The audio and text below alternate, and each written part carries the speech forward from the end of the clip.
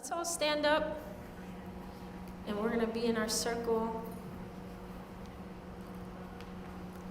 Be nice and intimate today.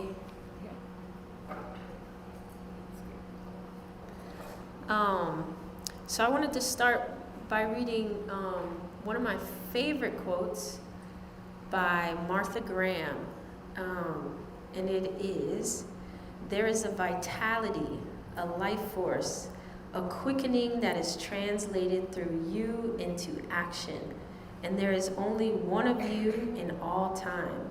This expression is unique, and if you block it, it will never exist through any other medium and be lost. The world will not have it.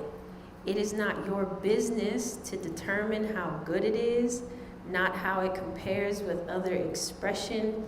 It is your business to keep it yours, clearly and directly, to keep the channel open.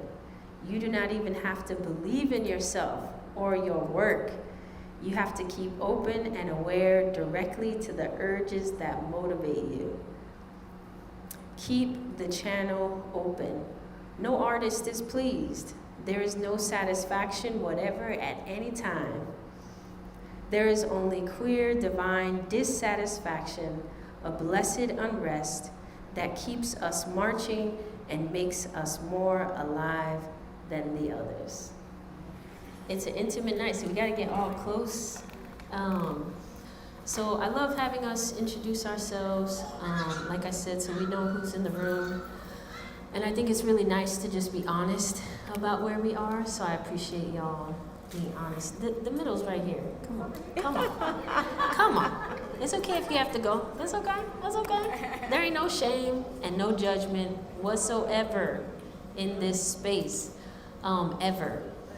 So I also just want to call out our ancestral altar. Every month, this is here, so if you ever want to bring a photo of an ancestor or a mother you've lost, or grandmother or great-grandmother, auntie, who you want to honor, please feel free to come, bring the photo, and we'll bring them into the space and honor them. So thank you all so much for introducing yourselves and for being here.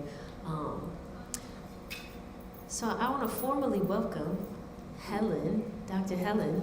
I wrote a little something for you, of course. So I'm gonna read this for you. Dearest Helen, in the short time I've known you, I feel like we've traversed lifetimes together. You have been an incredible blessing in my life, and your support of me and my vision have given me even more confidence to make it a reality.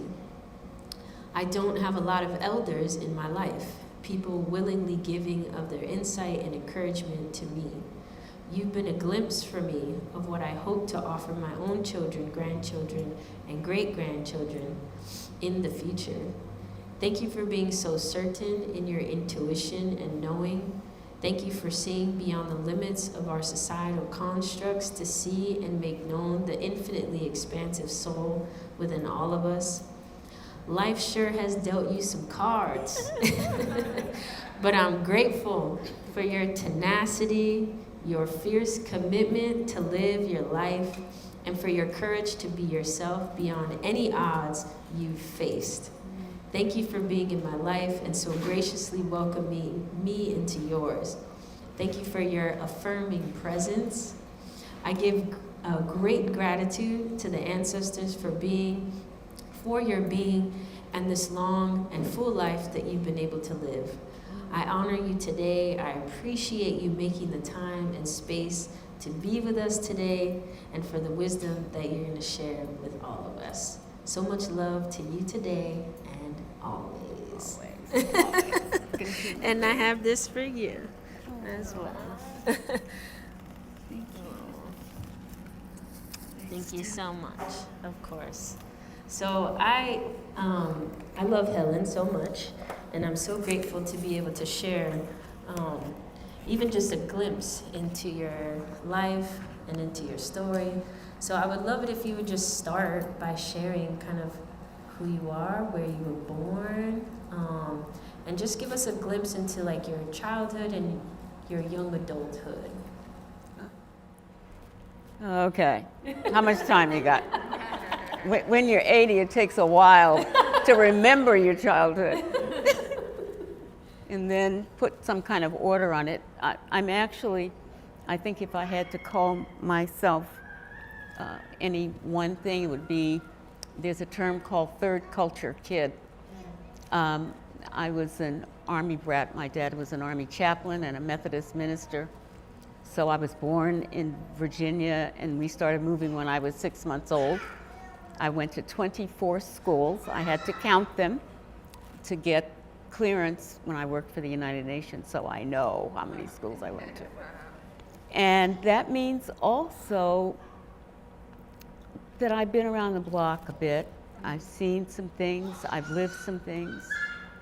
I was around for the desegregation of the military, North and South.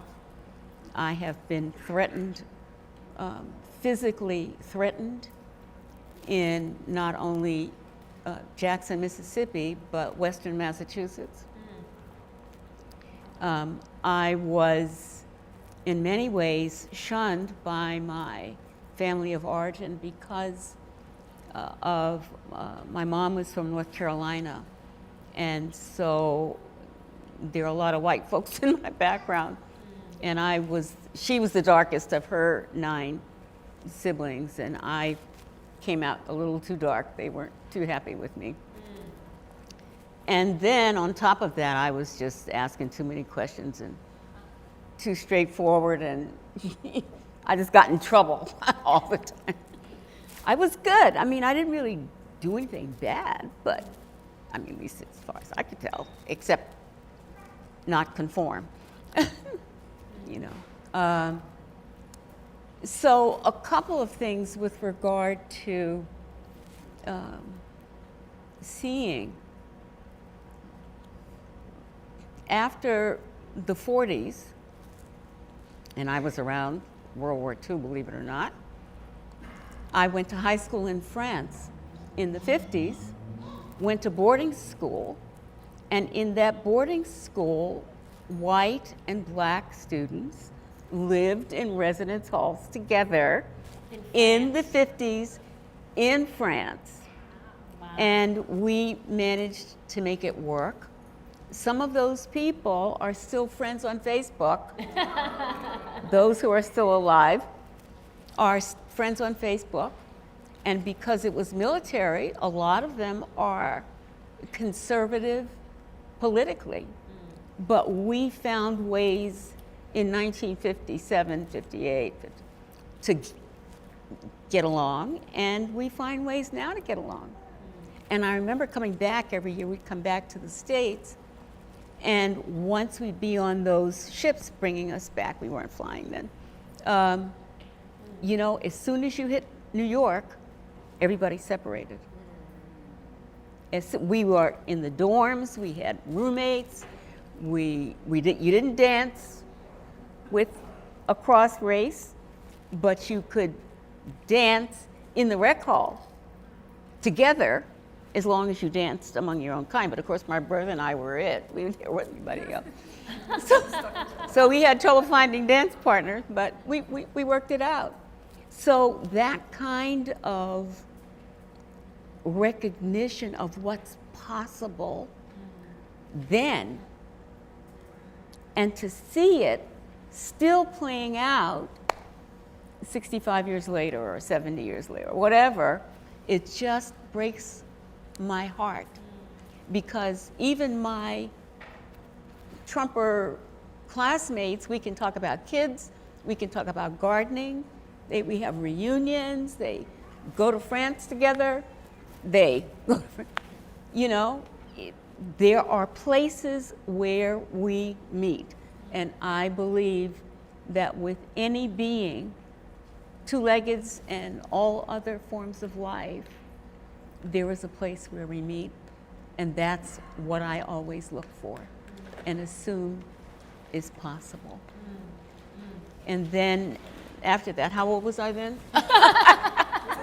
I think, oh, this is the, yeah, the 50s, 60s, and then, I went to school. I was going to be a missionary and save little brown babies in Africa. And when I got to Africa the first time in 1963, I saw missionary behavior and I was appalled. And I said, well, I guess I'm not going to do that. And actually ended up leaving the church, and my family was not happy about that. But since the age of my awareness, 4, there's always been this deep spiritual something or other that says there's more. There's more than meets the eye. And I've always felt drawn to that and true to that. So I spent 45 years in the university and teaching and learning, and I got lots of degrees. And then I decided in my 50s I had to be a psychic. So, In your 50s? in my 50s, Awesome. I said, because I was at the time being recruited to be president of Wellesley College, and I said, well, if I take this job, I'll be 67 or 68 because you got to stay a certain amount of time, and I won't follow that yearning at 4. So I said no, and then set off to, after several university positions, set off to start a metaphysical school that says we live in a both and universe, and I insist on a both and reality. So my purpose, I guess, is not ending dualism, because all things have a right to exist, but in my world, put the mic up, in my world, to look for those unifiers, those bridges, and I assume they're always there. We'll talk about my sex life later. OMG, I feel like we just went like around the world, back again, and then we went up, and then we went down. Like, that was a lot. Oh my goodness, I don't even know where to start. But like, I'm like, oh, we're done, y'all. That was good. Drop the mic. I do really, really, really want to take it back to 2 things, which is, I feel like you kind of a little bit, kind of got to it, but there were points or moments when it seemed like you had recognized or maybe hit up against not feeling or seeming like everyone else, right? Feeling very different, and it feels like also from even your family, them mirroring that back to you. So I would love for you to just kind of expound upon that a little bit. Like, what was that like? Was there a particular moment when you were like, oh, the way I am or the way I operate is different? Can you just speak to that a little bit? Sure. And I think there are 2 main threads, it's like good and evil, sex and religion, that, that I was always somehow different. And I think, want to talk about non-binary, I've always been bisexual. And for me, that means, and from ever since I can remember. And in the community, heterosexuals don't trust bisexuals. Homosexuals don't trust bisexuals because everybody thinks it's a gimmick. Either you're on the way to something that you haven't named, or you're back from something. And so I'm here to say that it's actually real. For me, it's real because I also have a deep awareness of more than one life that I've lived, and I see sexuality in much broader terms. So I was married to a man for a long time. My relationships, half my life has been spent with men, half of my life has been spent with women. Both were authentic. Both were real. I'm still close friends with my ex-husband, and we divorced in 1979. I wasn't even born yet. I know. And we're still close, and we still talk. I was in a 33-year relationship with a woman. I kind of been all over the map. And one of the things I learned, especially in the workplace, was to avoid being able to be blackmailed. So wherever I worked, when I was an academic vice president or dean of faculty or all these highfalutin jobs, I made sure that somebody in that circle knew me. I knew they did anyway, because they had to check. But I always made sure that I couldn't be blackmailed. I was neither in nor out of the closet.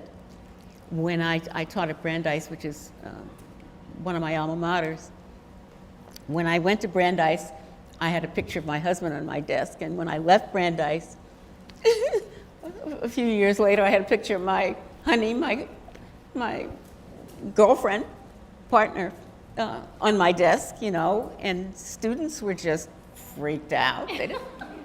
Some actually tried to get me fired because I taught a course on the black woman. And as a part of that course, there was one module that talked about black lesbianism. And the men in the class just freaked out. They thought I was going to turn their women out, and went to the dean and actually tried to get me fired. Some of those men came back to me later and thanked me. So I survived, of course. I wasn't fired. And they came back, and of course, what they said was, you helped me understand and made a better man. And some of them are married to students they met in that course. Aww. Today. Aww. So, you just got to live long enough. Wow. The thing about non-binary, I didn't think about sexuality. I know now at 80 that I've always been bisexual, but when you're 12, you don't think about all those things. I just knew who I was. But the other side of that is also intergenerational, it's class. The partner with whom I lived for 33 years, not only were we were both black, I didn't know she had a child. So I wasn't a mama. And in fact, I was so clear I wasn't gonna be a mama. This is all among us, right? We're not, I had a tubal ligation at 27. Wait, Not what is from that? a tubal ligation. What is that? A tubal ligation, oh, that's right. You were born. I'm like, A I've tubal never heard of that. ligation is when you choose, I had all kinds of reproductive medical problems. First of all, that's Okay. the start of it. And every time something would happen, or if I started taking birth control pills, I'd end up in the hospital. Okay. And at that point, I was married. So not all people who decide not to have children are single. I was married, and my husband and I decided that if we were going to have children, we were going to choose to have children, when and wherever. So he was okay with that. Later, I found out later he wasn't, but that's okay, another story. So I was clear I was never going to parent. Then I fell in love with a woman. She had a kid who was 10 years old. I didn't know how to do hair. I didn't know how to do PTA. I didn't know how to change diaper. I didn't know nada from anything. And her daughter was 10 when we met, had been severely traumatized. My partner was severely traumatized. And so for our entire relationship, it was really quite a roller coaster. And so there were also class issues, because I was Ivy League, preacher's I'm going to save the world. I'm not going to save little brown babies. I'm going to save Boston working class families, and I'm going to go out there. And my partner was addicted to prescription painkillers. And I said, we can fix that, honey. We just take a weekend like that movie I saw. And you'll be sweating and having a hard time for about 3 days and we'll be fine. Well, it's not like that. So I ended up raising her child and for many years her, as well as myself. Because what did I know? I was sheltered in some ways. I'm trying to find how many women have not been molested as children. So I have stories too, like everybody else. But that sense of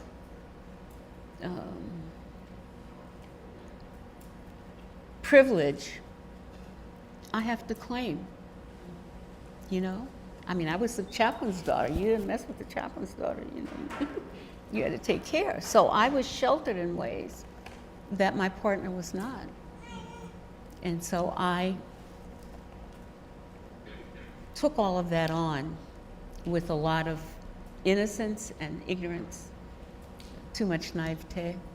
So we ended up rescuing her daughter and raised her daughter. So I've been a double mom, a double non-biological mom, and I raised her daughter from almost the beginning, really, 5 months, full-time from 18 months. She's now 37 years old. She's fabulous. She's an equestrian, a black equestrian, trains riders and horses and lives in Florida next to the Bloomberg stables and is just fine. She's really fine. So when you talk about being a mom, or the title not being binary, just because I had no biological children, I was the mother and co-parent because my partner was out of whack. I was a caregiver for 15 years. I was the mom. So I feel too that not all moms are single or married or with men or with women, and we need to recognize the varieties of consciousness and motherhood, because there's some wild mamas who might not come to this space because they would not want to explain or feel like they had to explain themselves or their stories. And I'm old enough, I don't care, nobody can do anything to me anymore. Don't put this on YouTube. But, so I'm assuming trust and authenticity in this space, and assuming that I'm assuming good intention, that we have it for each other, and that motherhood and mamahood is not monolithic. It's as varied as the universe. And, like I told my students when I eventually had to come out in class at Brandeis at the university, because the students were saying all kinds of off-the-wall epithets and using names in class and stuff, and I said, wait. I listened for a while, and then I said, I'm one of those you're talking about. So I was forced to come out. If somebody used the N-word, it's okay to fight, but somebody starts using words about sexuality, and you're supposed to stuff it. And I finally said, I'm one of those you're talking about.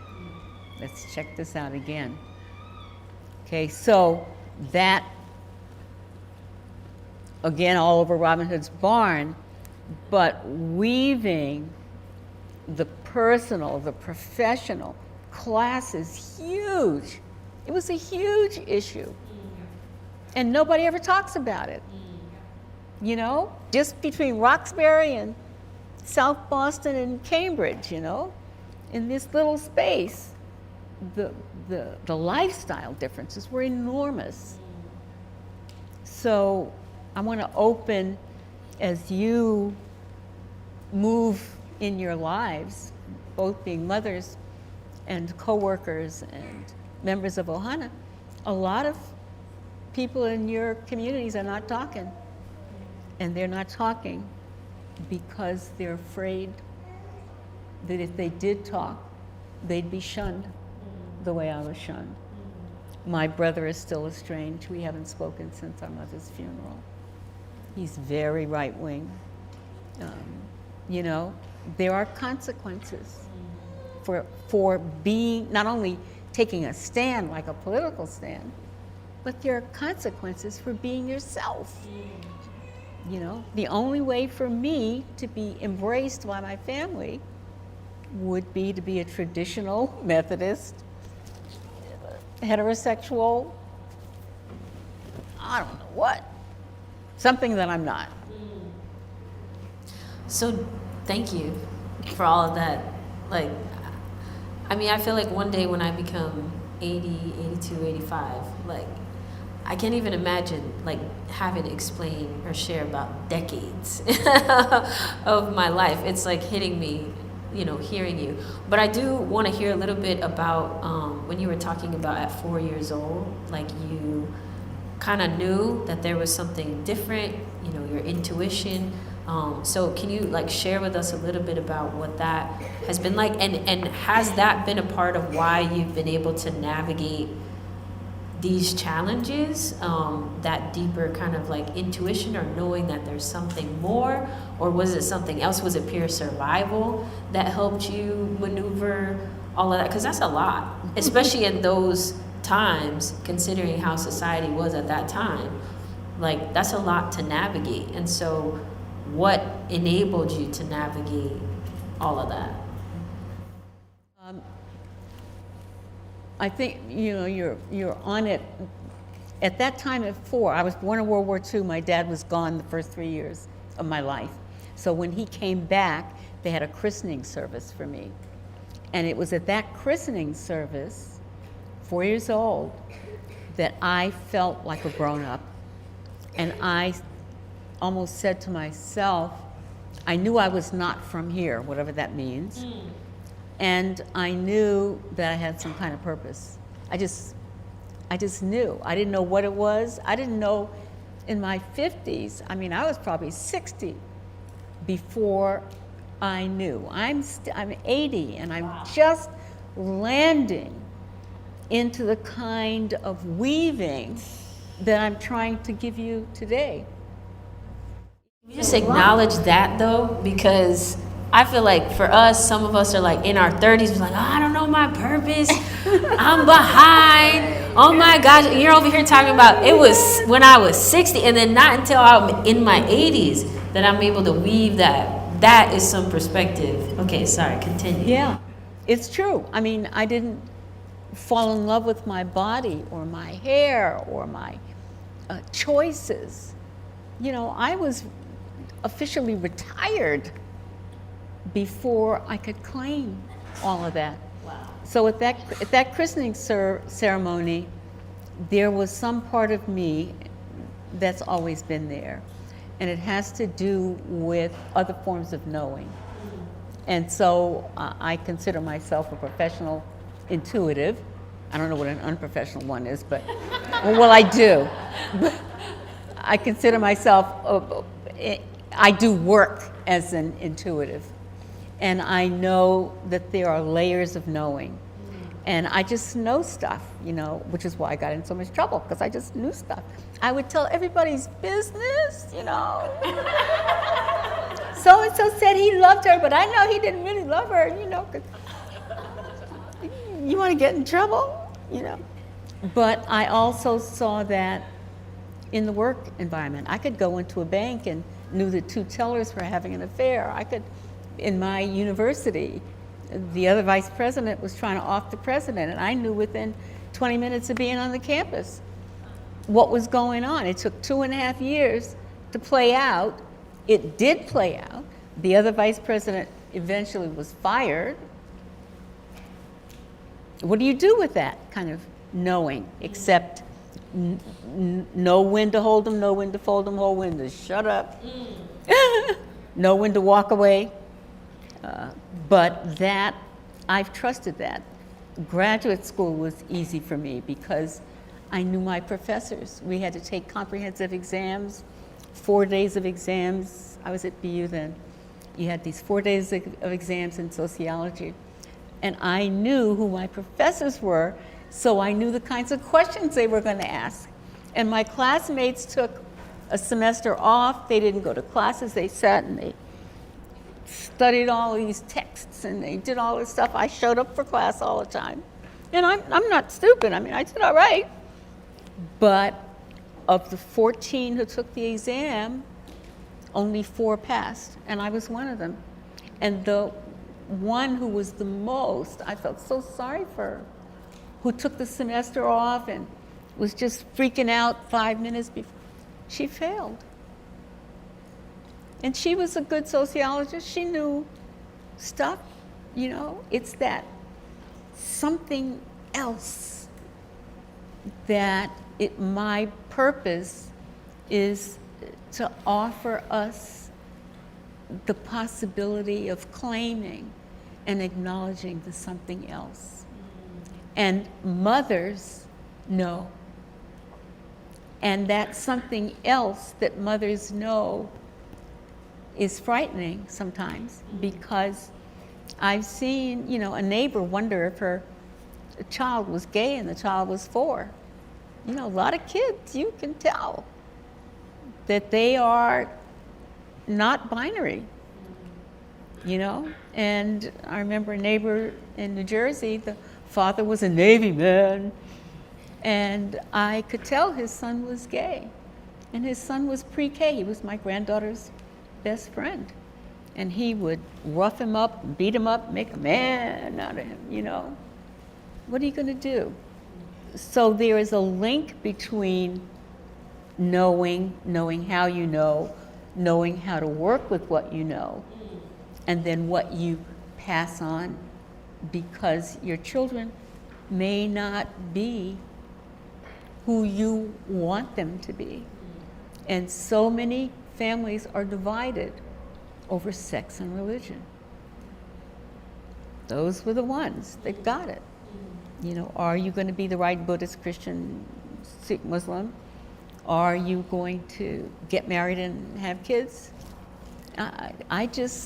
It just wasn't for me. I considered all my students, you know, that was I raised a lot of kids in 45 years in the university. I raised a lot of kids, and that was good enough for me. I'm still close to my granddaughter, so there's something else going on there. Yeah. You cannot bypass, you know, when I felt that, when I picked her up and I felt something in the middle of my being almost drop her, it was so strong, and I didn't have her, but I felt her. You can't, you know, what are you going to do with that? Yeah. Except live it. That's right. OMG, what insight, or what do you feel like you've learned from honoring your intuition? Because I feel like there's like some things that I'm hearing with your intuition. It's like you had this knowing, right? You knew things, but like you said, you didn't actually fully, it seems like, embrace or even be able to use it in the ways that you use it now until much later in your life. So like in retrospect, what would you say about, you know, listening to your intuition, or what is there for us to gain from your new perspective now with your relationship to your own intuition? One is, don't wait till you're 80 to figure it out. Which is why we are gathered here Today. Start early. listen to your children, because your children are working a number on you. They know how to use it. And then it gets worked out of them. So you're going to have to be authentic with them, because they will see right through your BS. Sorry.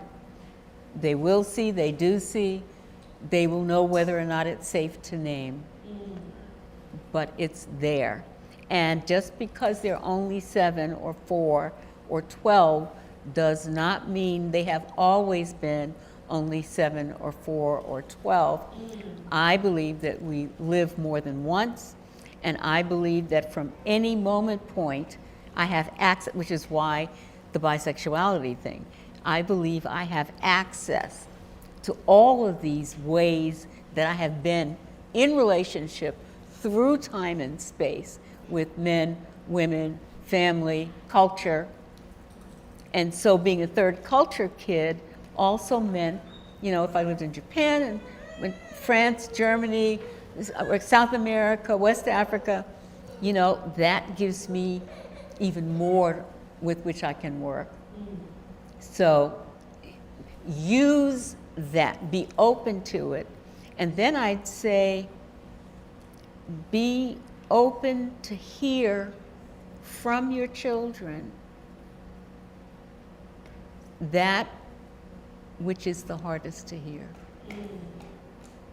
Let them live, And my mother used to say, something about God told me I'd let you live, or something like that. She's from North Carolina. She had all these sayings. Let your children tell you, show you who you are, and believe them. They are, my 37-year-old granddaughter is a teacher. She teaches me every day. She's a teacher. And the 58-year-old teaches me too. Not only what I could fix, but also what I couldn't fix. She was 10, but it was already too late. And so what do you do with that? They come in. I believe we choose our families. I believe we choose where we go. They come in with a game plan, with a blueprint, and they are able to modify that blueprint, and you are. But I believe that we have all agreed, sometime outside of time and space, to hang out together. It is. But how did you even learn to see in that way, or to gain that perspective? Is that part of the knowing of someone told you this is how it is, or that's part of what you're able to see? But I want to know, how do you understand? Yeah, how do you understand in the way that you understand life, multiple lives, being able to have access to multiple, where does that understanding come from? I think it's one there because we are. And of course, me, I'm curious. I started reading in middle school. I was reading The Third Eye and Buddhism. My folks were having a fit, Methodist, when I was going to be a nun, and I had a little rosary on my thing, and then I was going to be a Buddhist monk, And here he is, an army chaplain, saying, you got 45 minutes for a non-denominational service.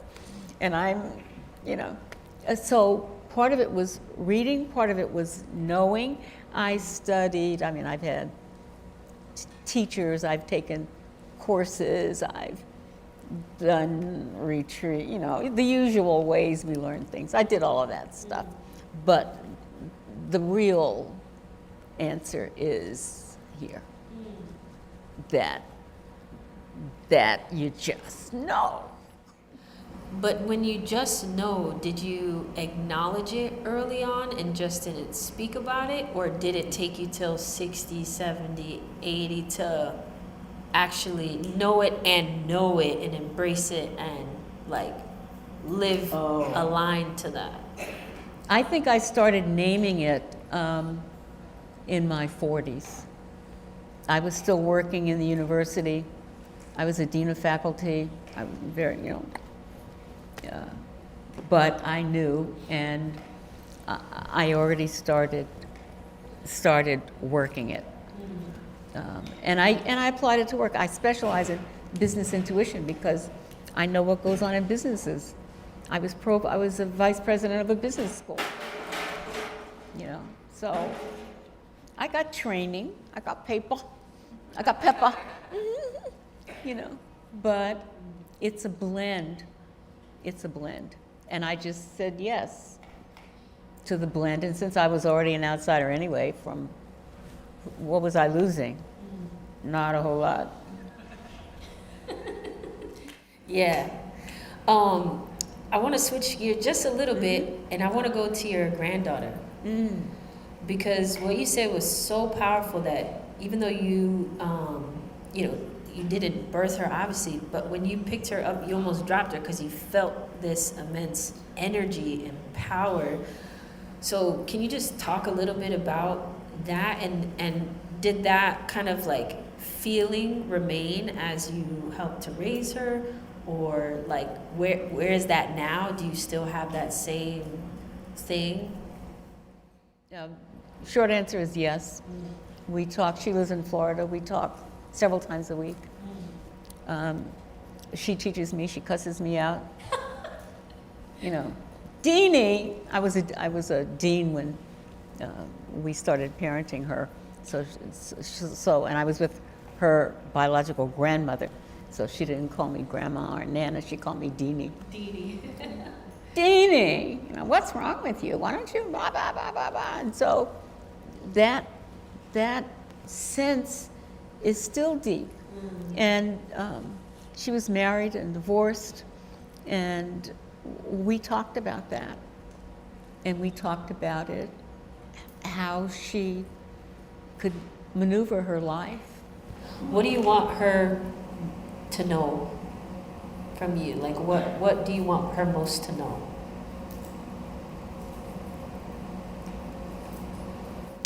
And I think she does, to know that I loved her mother. I loved her mother. We had a very difficult, turbulent relationship, but I loved her mother, who died in 2009. I want her to know that I love her, and whether or not I gave birth to her biologically, she's my kid. I like I tell her, I'll always be older than you are, So those are the things. And she's got a good head on her shoulders. And so I acknowledge her a lot. I'm so proud of you. She's going through stuff at home, but she knows how to separate that from her professional life. Her Facebook page is always upbeat and cool. And I know all this SH that's going on behind the scenes, but she carries herself in such a way that makes me proud, and I tell her over and over and over again. I will say, it's kind of weird, but then I will find something else to say, you did that really well, I'm proud of you. So I turned 39 last week. Woo! Aries. And so as someone who has 8 decades on this earth, I'm curious what you would tell me about these next 4 decades ahead of me. Like, what should I be thinking about? What should I consider?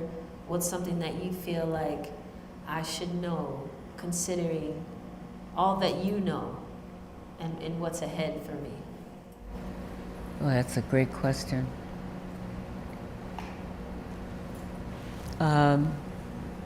Everything must change. And if I had to be held accountable for all the horror that I've caused, harm in somebody else's life, unwittingly, I've never caused anybody harm intentionally, but I know I've hurt people, to claim that and name it, The other thing is to permit, I have permitted myself to change. I started out I mean, I didn't say a swear word until I was like 22. You know, God doesn't like that, you know, when you swear. In high school, I was a holy terror, you know. God doesn't like it if you swear. I was terrible. You know, I mean, really, really terrible. So, you know, I can look at it now and laugh, but that means that I'm not denying, like one of my ex-husband for a while would deny his part in certain things. You know, that it's your fault. You know, this happened because of you. Well, no, I cop to my stuff. I claim my stuff. And then in claiming it, I embrace it and then transform it. Use it not just as a teaching tool for those folks out there, but for myself. Every day I find grace and beauty and forgiveness, you know, and I've gone through I've had a tough year, a really tough year, but I've also had to realize that I've created tough years for other people. And say, well, there you go. You know, what goes around comes around. And that forgiveness, I've come too late. I would say forgive yourself sooner. Acknowledge your mistakes sooner. Listen earlier and better, including to your adversaries. And then forgive yourself sooner. I wish I wasted a lot of time beating myself up. And I think that was time wasted. Yeah, you know, I mean, I can't use bad language here, but, you know,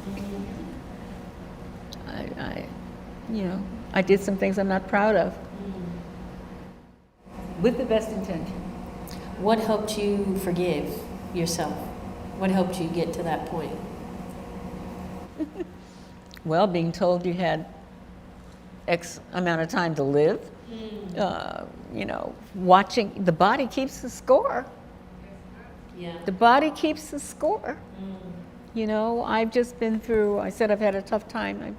I had a breakup in the last year, and I'm dealing with some serious medical issues.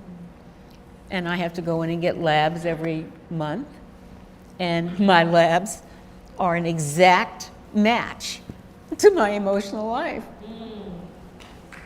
So there we go. And you look at those little markers and you go, oh, that was when, And you look at those markers, oh yeah, you were feeling better then. It's amazing. It's amazing. So listen to your body. My body talks. I was told at 18 that I had 2 years to live. At 18? 18. And when my freshman, sophomore year of college, I ended up having to go to class from the infirmary. At this, I went to a Methodist university at the height of the God is Dead movement, and ended up getting sick and was told I had 2 years to live. I had some rare blood disease or something or other. Well, I guess that didn't work. And then They had the numbers back. they had the numbers back. There we go. There we go. I'll remember that. And then in 2015, I was diagnosed with stage 4 metastatic breast cancer. No tumors in my breast, in my legs, they found them, and told that I had 2 months to live at best. 2015, I was, yeah, so I don't know, 70 something. 2 months to live. They were going to take me straight from ER to hospice. And I said, you know what? I think I'll go home. And it's 9 years later, and I'm still being ornery, you know. And I have, oh, that's the other thing. You got to advocate for yourself. I have the world's best medical team, and I've trained them. I told, when I saw my the first oncologist, I said, look, I haven't always been old. That's my first. He said, right on. Yeah, right on. I haven't always been old. And so what they've done with me is ask me, would you consider this? There is this possibility. They truck me out. I'm their little poster child for metastatic breast cancer survival. I've had no surgeries. I mean, I've had surgeries to fix my legs, to keep them going, but not mastectomies and some of the things you get with breast cancer. And they say, well, here's this possibility. Would you consider this? And I will say yes, no, maybe. And intuitively, they wanted me to take some stuff. I would look within and say yes, no, maybe. And I was right every single time. Every time I was right. Had I taken that particular med, it would not have been good for me then, or I wouldn't be able to use it now.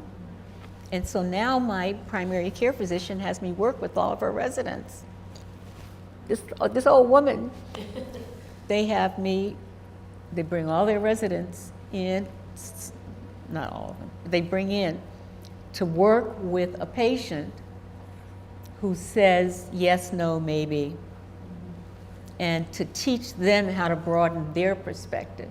And they acknowledge my knowing. They know who I am. They know I'm an intuitive. I can't be closeted. How am I going to be closeted when I don't know if I'm going to be alive next week? Come on, what have I? So they know who I am. And they listen. And I know that's why I'm still here. I would have been dead in 2015 had I listened to the advice I received. Amazing. I just have one more question for you. I know you need to stand. You can drink water if you need to. Chopstick. Yeah. My final question, which I know y'all will have questions later, but we'll take a little break. Let y'all stretch a little bit. My last question, though, is, at this point in your life, what do you feel like your legacy is? Do you even believe in that and having a legacy? And I want to know, what do you feel like you want people to know, mamas to know, us to know?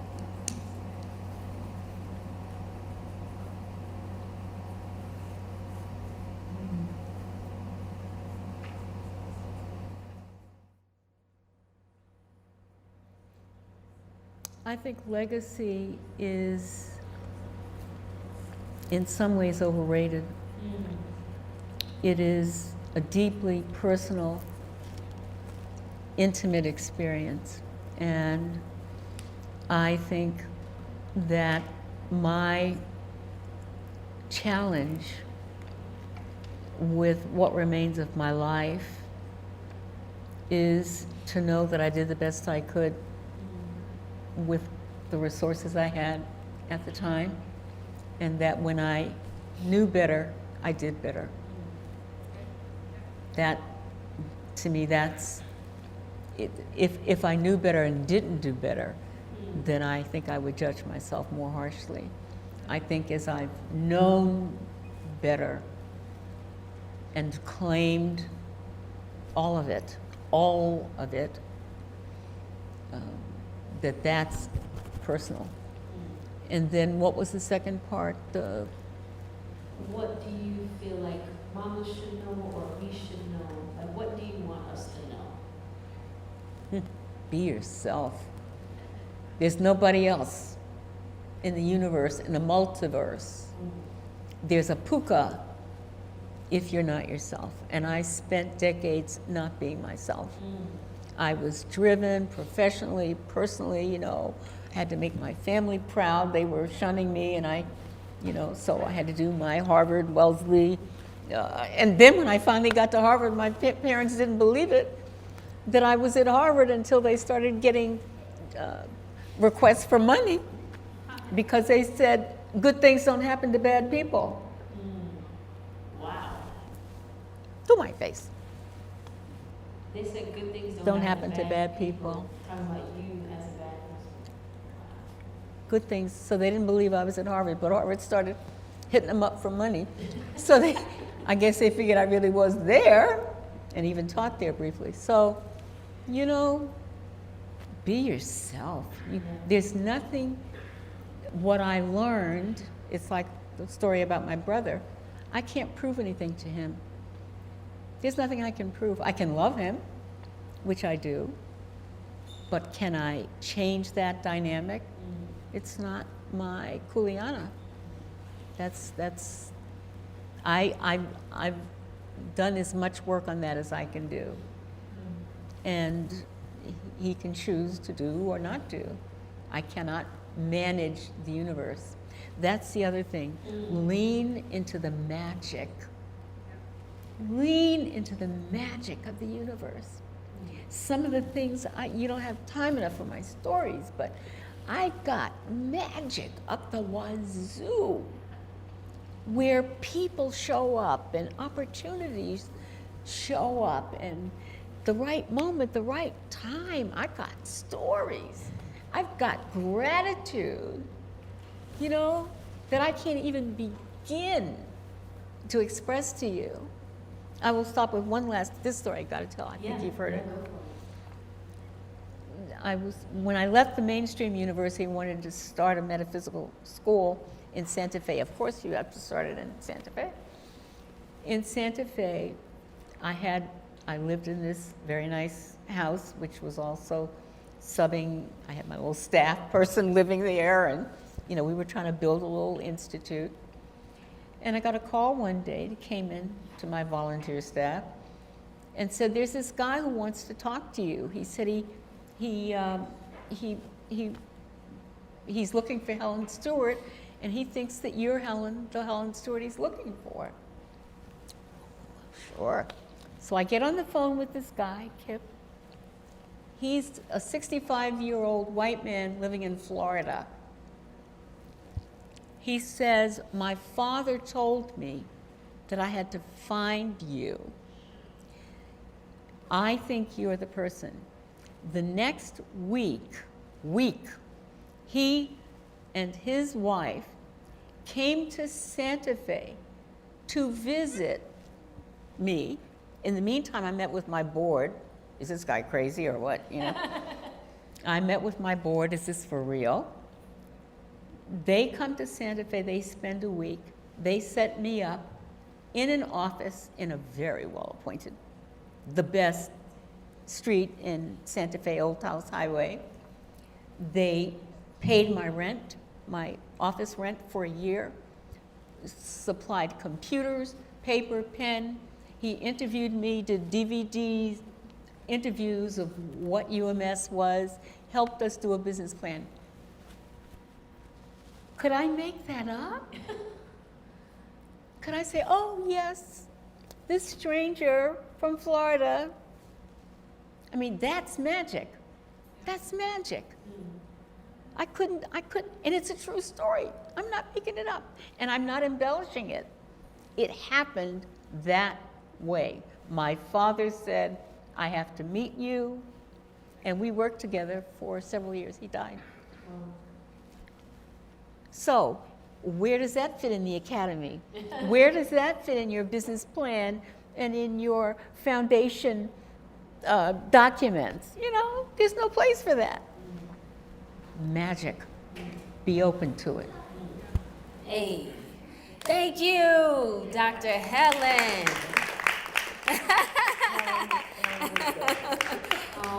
So I want to open it up for questions. Yes. And maybe we can get a little closer if y'all feel comfortable. But let's get close. Yeah, who has a question? I'm gonna give you the mic. I have a question. Okay.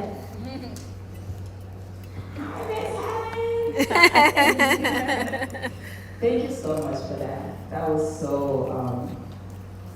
inspiring. Yeah, thank you so much. Question has to do with the when you were drawn to, whoever you were drawn to as far as partnership. What was it that drew you? Was it a physical attraction or was it more a spiritual connection? Did it have to do, the sexuality, did it have to do with the physicality of the person, or were you just going beyond the being into the spirit? Yes. Okay. Yes. So it wasn't necessarily you didn't have an attraction to women or an attraction to men necessarily, it was an attraction to spirit. It's, the partner I was with for 33 years, I knew this person from some other time, and I had trouble when we first got together remembering her name because I knew her in some ancient time with a different name, and I would forget the name. Wow. The partner with whom I broke up recently, I met in a dream, and we were both lived in a different country. It was contemporary, it was 20th century. But, so I had this thing of running into people again. Just like I have trouble, name is important to me because when I try to remember people's names, or when I do work, I work with name. But it's a feeling, it's a seeing, and so the attraction, I still have strong relationships with men. And for all of you straight women out there, when you're not dependent on a man for your identity, your financial security, or anything like that, you can have fabulous relationships with men because the men are also struggling with their role. It's tough being dominant and it's tough being subordinate because it's all messed up. Right? Patriarchy. I mean, look at the prison warden. The warden is stuck behind bars too, right? And so I have great compassion for men. And I have terrific friendships with men. And I have when you look at the spectrum of relationship, there are men I have been very close to where it was more than just friendship. It wasn't sexual, but it wasn't non-sexual. But, there are women I have had relationships that have been so intimate and close, whether or not they were physical relationships. So I kind of, I just think all that stuff is moot.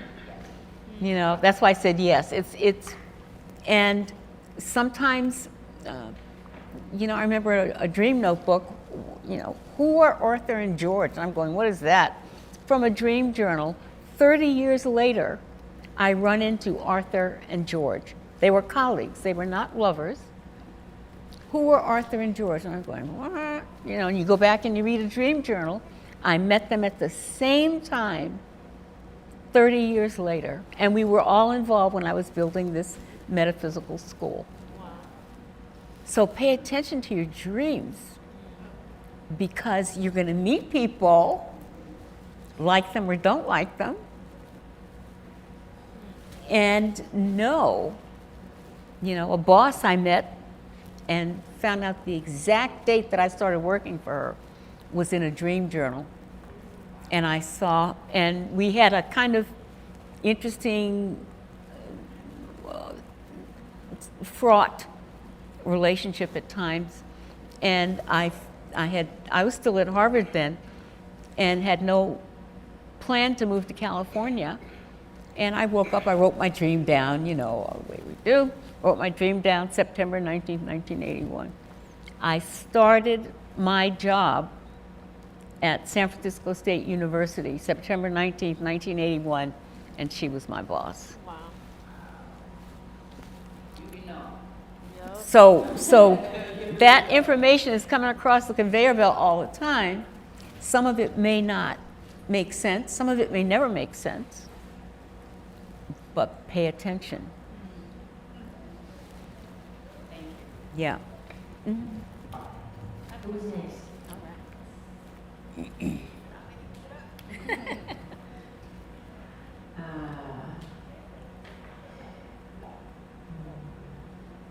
You said that you knew that you were not from here. And I remember and have been told by my mother that one of my first questions to her is, why am I here? Right? That distinct knowingness. When you said that, I was like, maybe that's why when I walked in the room and we met eyes, I was like, totally drawn to you. Talk more about you knowing that you're not from here. Yeah, I don't even know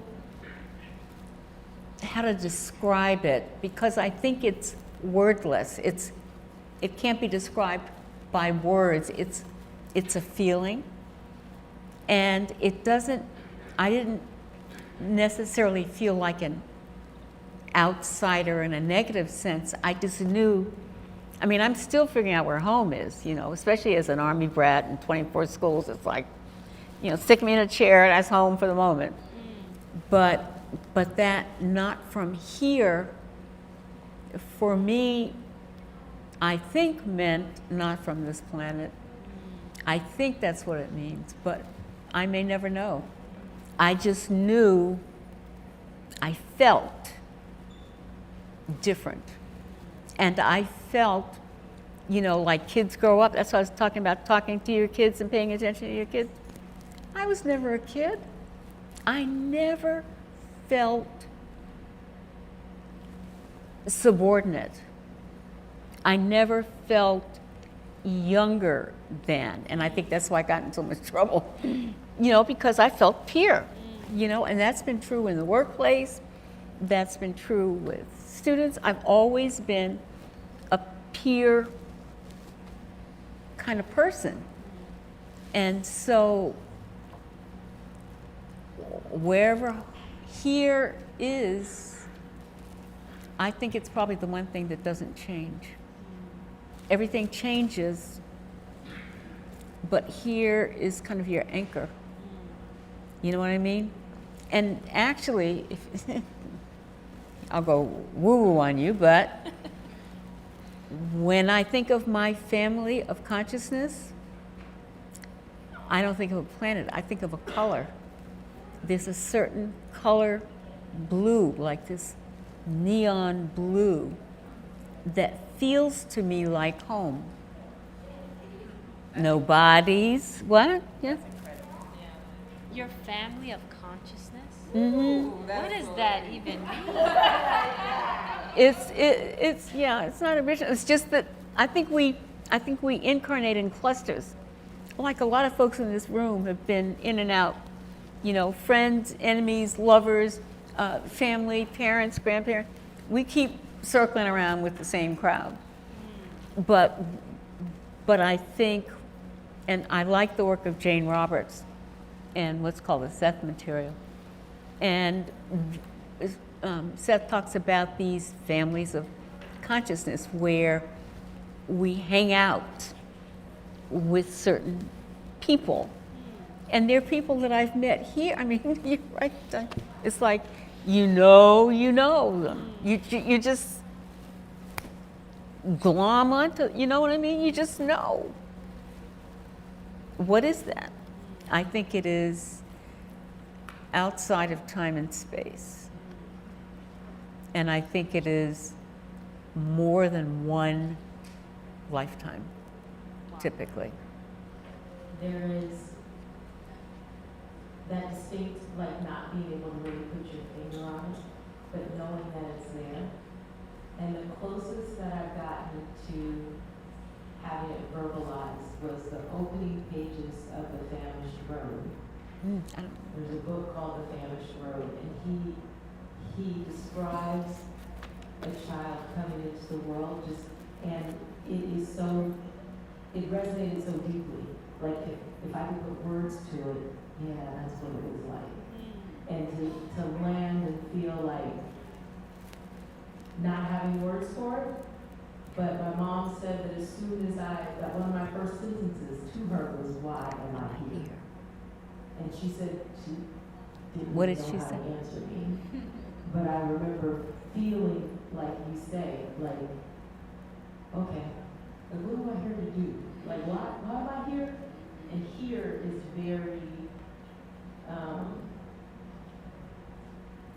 transitional. Like, you moving around as a child from place to place because your family was moving around. I've been moving around as much as I can just because I don't feel anchored. Yeah. So you know where here is not, but you don't know where here is. Exactly. Damn. Exactly. Yeah. Yeah. Good luck with that. Call me when you find it. Wow. Wow. Mm-hmm. Damn. Next question, anybody? Anyone else got a question? Yep. Thank you. So, I know that in your family or, chosen ohana, they come in different colors and genders and ages and all these things, right? Mm-hmm. Because you're at that level where you're seeing spirit. And ever since I first encountered queer, black, feminist thought in college, right? Bell Hooks, June Jordan, even just looking at just from a mind-blowing perspective, it seems to disproportionately come from black women, often not fully straight, right? And so sometimes I wonder if being in a place where you're forced to kind of look beyond the superficial on so many layers kind of brings you into that level of consciousness a little bit sooner than folks who, as a white person, I could choose to not see my whiteness for a long time, right? Where I'm sure it's the same with men. At some point they realize, oh, there's a patriarchy, right? So I guess that's my question is, do you feel like, even though now you see past all those things, having, lived a life in that, did that help you get to consciousness in a quicker way or in a different way? Does that make any sense? Oh, yeah. It makes sense. I'm going to start with the first thing, which is levels. I'm kind of a non-hierarchy person. So I will tend to talk less about levels of consciousness because I think it divides us. I'm a sociologist, though, and I think that every category of dominance and subordination has that effect. That if it's men and women, women know more about men than men know about women. Black people know more about white people than white people know about black people. Within the Asian cultures, there's a pecking order, although people don't talk about it, but it's there. And in that pecking order, there are these hierarchies, depending on who you are, where you came from, when you got not just to Hawaii, but to whatever place. So I'm going to avoid the hierarchy question. Some of those feminists, and I was among them, didn't even know what we were doing. We started a consciousness raising group, and it turned out that everybody in the group was gay. We didn't know that for a year. It started out first as a Marxist study group, a little book reading group, And we called ourselves everything except lesbian or gay or bi or whatever else, IA plus. And gradually, with the trust, we discovered who we were, and there was this other stuff going on. Well, some of those women who are still friends are now married to men. Some are still with women. Some are married, I mean, we're all over the map. But I think it's the issue of dominance and subordination. It's the dominant and subordinate group sociologically that makes us appear to be wiser and smarter, because that's what you have to do to survive, right? Otherwise, you'd be dead. So you've got to look, learn, know the mood. Think of partners for you. You have partners who are men, and gauging their mood when they come home, or a parent gauging the mood of the parent. What kind of evening is it going to be based on what kind of day they had at work? We are very good at intuiting whether or not it's safe. Yes. Safe. That's what I was thinking. It's all about safety. So yeah, but Wow. don't focus so much on the hierarchy, on the levels, and enlightened. I mean, I still remember this. I did a lot of work in Paris, and my host in Paris was always talking about enlightenment. Éveillé, who's enlightened and who's not enlightened. It's like, give me a break. According to whose scale. Flavor of the month. So don't worry about that. And because of that, don't apologize for being white, queer, I don't know enough, so-and-so is enlightened. We were some bad Thank you. We did a lot in the day.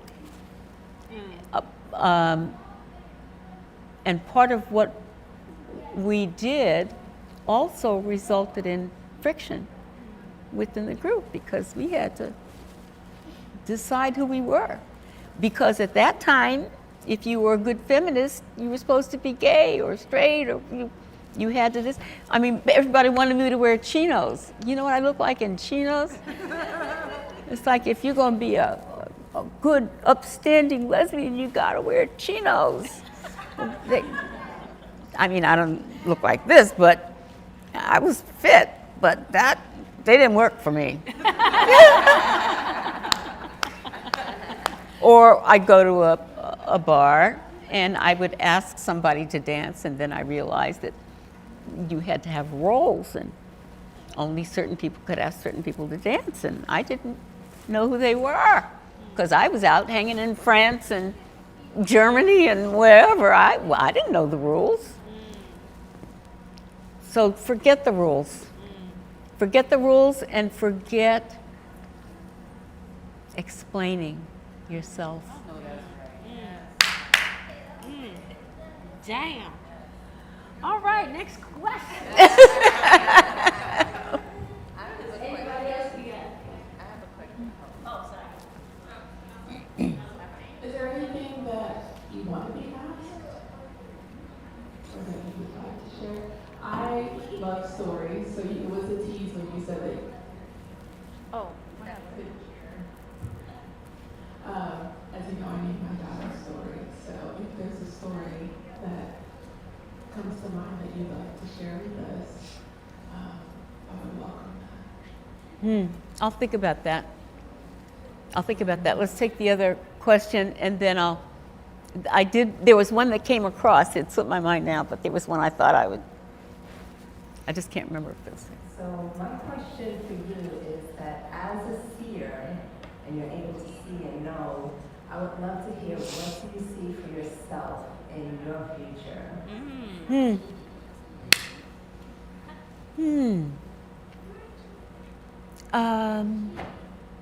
Ease. Future even beyond this world. Yes. For me, you know, there's a sense of ease, calm, you know, not having to prove anything to anybody. I remember, and you know, we have our patterns, both male and female partners, where I felt surveilled all the time. And of course, in the military, you are surveilled all the time. You know, my mother, you know, check if your underwear is right, if you've got the right stuff on, you know. So surveillance has been a theme for me.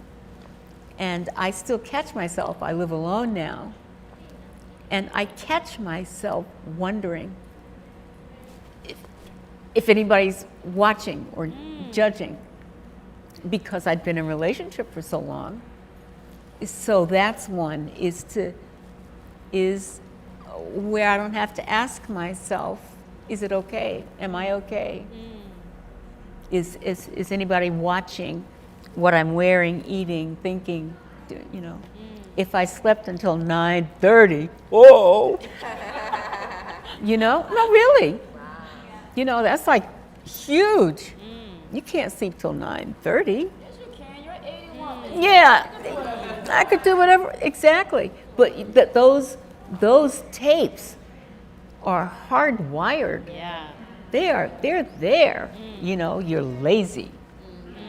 You're lazy if you sleep past 6:30 or you're lazy. Well, that's not true. I'm also a night person. So everybody else is sleeping, I'm up at 2, 3, 4, 5. Go to bed at 6. Wake up at 10. That's okay too.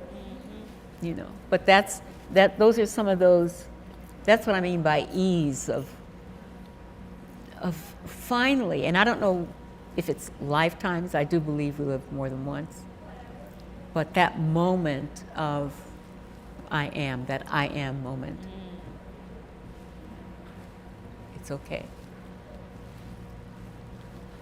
I have to go back to that story. I'll come back to you. I haven't forgotten, Zephanie. Any final questions?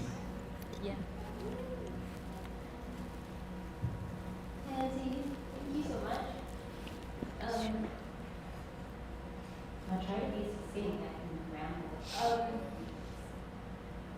Noticing a thread in all of the speakers you have, where it's like there's this certainty of who you are, and in different ways, like it's expressed in different ways in each of the speakers. So my question for you is, especially in the times and all the experiences you've been through, how do you find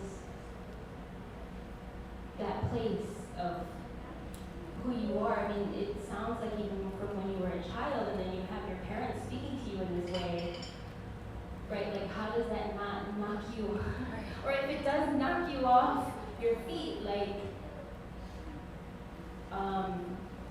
how do you come back to that certainty of who you are and that knowingness after all that, you know, the world can cloud your mind and Yes. it's in your body. Oh, it does. And so, I mean, yeah.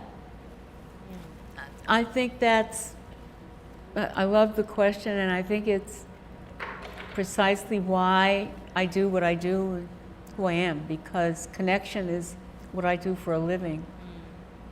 And on the one hand, I've got my mom saying this to me, and then in another moment, Nicole is giving me this gift, and Danielle is reading me a poem. It's like, you know, think what you want to think, go on about your business. And it may not happen in the same, synchronously, it may not happen in the same moment, but it happens outside of time and space, so that the poem and the dance were already present when my mom was saying, you know?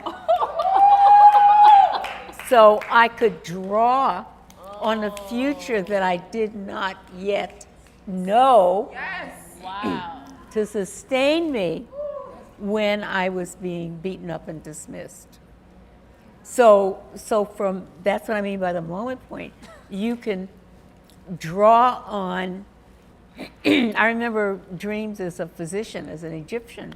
And I wrote the dream down, and you talk about stories. I write this dream down, and I don't know what in the world it is, and it's just words, and I write them. And something just said, look up these words. And it turned out that they were medical terms of an Egyptian physician. But I know that a part of my intuitive, because I work as in the healing arts, too, that some of my intuitive gifts come from these other beings who have peopled my past and present and future existences, and that they all kind of show up when there's a need. Wow. You see what I'm saying? So it even when all of it's bad, like it has been for all of us in moments, when all of it's bad, in the here and now, there's somebody reaching out with a dance or a poem or a story or a look that says, I see you. And they show up. Now, some people will call that multiple personality disorder. I call it the nature of reality. That we are helped by past and future selves that are all us, and by others who show up in our lives in any moment to say, I know you're down. I can't tell you, I've been through Tiff knows what I've been going through, but I've been through a rough time. And I can't tell you, Stephanie, same thing happens. Alika has been calling, I haven't seen Danielle in a few months, but when all of a sudden I'm wondering if I'll make it through the night. And somebody will call me in that moment from some other state, some other country. I mean, the nice thing about being a third culture kid is I got friends all over the world. Doesn't matter what time it is. Somebody's sending me a message on Facebook or Messenger or WhatsApp or a phone call, and when I'm down, literally going, will I breathe tomorrow? Somebody says, how you doing?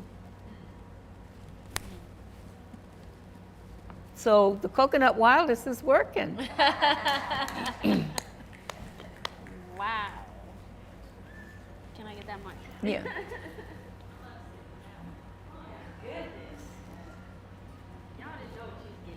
They did. Yeah, I feel like I'm afraid to talk because the energy is so powerful. I feel like we're gonna get beamed up. Just because the energy is like very electric in here. But I just did more of a comment. I feel like I have had experiences of intuition that have been very profound, and they're like very profound. Sometimes I don't tell people because I don't think they'll believe me. Right? But I also think that a lot of times people who are intuitive are also hypervigilant, right? It's like connected, the hypervigilance that you talked about is in line with like your intuition because you're very aware. And we live in a society where we're told assume positive intent. Yes. Or like those kind of things that make you feel like what you're feeling is actually just anxiety when it's actually a visceral reaction to things because you're so aware. And so imagine all the things that people feel that they could be in touch with, but we're told to resist it. Right? But with that said, spaces like this are like, so thank you both for holding this space. A reminder that all of those intuitions are like us in different lives, like trying to connect. I'll tell a quick story of one of those things that happened. In all my life, when I've dated someone, it never felt like anything. And then when I met my husband, I I met him just out with people, but I was in church the very next day, and he sent a text message, and I heard, "That's your husband." And I looked up, and I was like, "Well, if that's my husband, I'm like not doing this." I just like was thinking, I thought my husband was gonna be like a surfer, you know, my husband's from Hawaii, and my husband's from Iowa. So I was kind of like, what? But I don't tell people that story often, but I heard it, and I resisted it. I was like, that's weird. Like, where did that sound come from? I heard it so distinctly. When I tell you this, I wrote it in my book because I was like, that was weird, and I didn't talk to him for a whole month. Yeah, it's like ignored him. Yeah, he said, "Oh, do you want to go to Waikiki shop?" Ignored him, and then we met. Like we went out, and we were married like 6 months later. It was crazy because I resisted it so much. But I feel like a lot of times we're born with that kind of hearing, but society has made us be so averse to like that, and then you've just kind of opened the door, the portal to like remind us of the power of it with all of your like amazing wisdom and stories. And I know when Kama, myself, and I think it was Denise, we said we wanted to receive your wisdom today. You gave us a little eye roll, like a little, like, a little eye roll, suck teeth, because but because you're so humble, like, but we really received like so much tonight. Like, it was so powerful. You know, like thank you so much because it makes us like really think about what we're connecting to on this, on this earth. Appreciate you. Thank you, Alika. I do have one story too. Back to Zephany. I want to make sure I didn't avoid her question. Thank you for that. And it's what you said that reminded me of this story. I was teaching a class on intuition and metaphysics while I was being a vice president at a university. And at home, whenever I got home, 9 o'clock, I would teach these classes. And in one of the classes, we did some kind of exercise. And I did it with the students. And I was standing, I think. And all of a sudden, while people were doing their look at other lives that they've lived, I saw this man coming down. I'm in my living room or wherever we were meeting, and I see this man, this Japanese man, parachuting down toward the ground. And I knew that this man and I were the same, that we were one. He was a soldier. We were probably enemies, so I'd get a lot of World War II stuff. And I didn't know whether he'd make it to the ground or be shot, or he'd make it to the ground and kill other people. But our eyes locked across time and space. He was floating. I'm in my living room in New Jersey, and our eyes locked, and we saw each other and acknowledged each other somehow and recognized that we were the same being. And it just blew me away.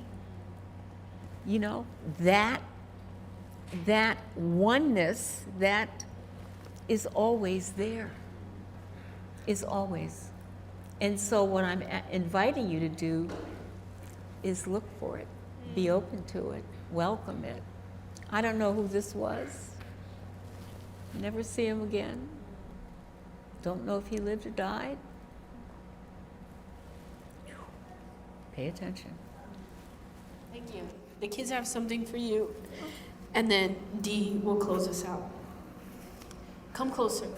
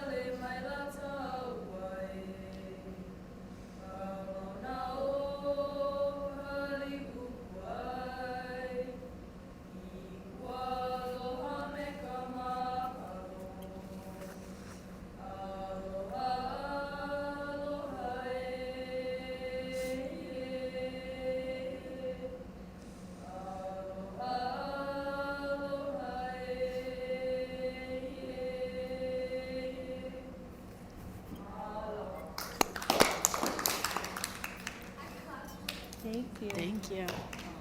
Thank you. D. Close us out. Yep. Oh, I am crying this one for a long time. Miss Helen, look at this energy you brought out in us. We're still here when we go home. We are still here. Yes. So, yeah, I was gonna close it out. I started to offer a song.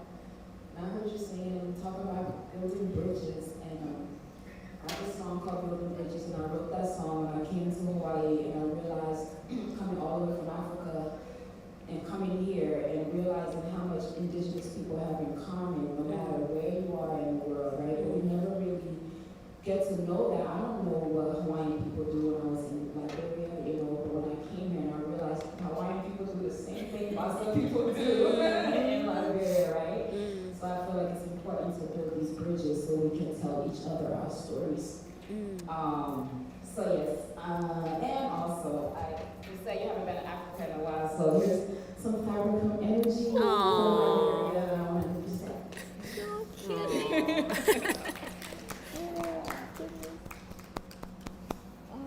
And so I'm gonna sing the verse and now the song. Oh, hala, make me lose focus. Can't get so separate us. On sabo checha, que I say yocha. I not by myself to it together. Oh, come, hey, Hawaii to London. Come, hey, New York to Buchanan. Come, hey, Hawaii to London. Come, hey, New York to Buchanan. Building bridges out of nowhere. Building bridges out of nowhere. Building bridges out of nowhere. Building bridges. Yeah. Thank you. Thank you, boo. Appreciate y'all. This was a night. I think we all gonna sleep real good. So thank you for being here. Thank you so much, Helen, for making the time, making the space, being here. Yeah, it My literally honor. means the world. Yes. Quite literally. So thank you so much. Appreciate you. Thank y'all. Love y'all. Thank you. Bye.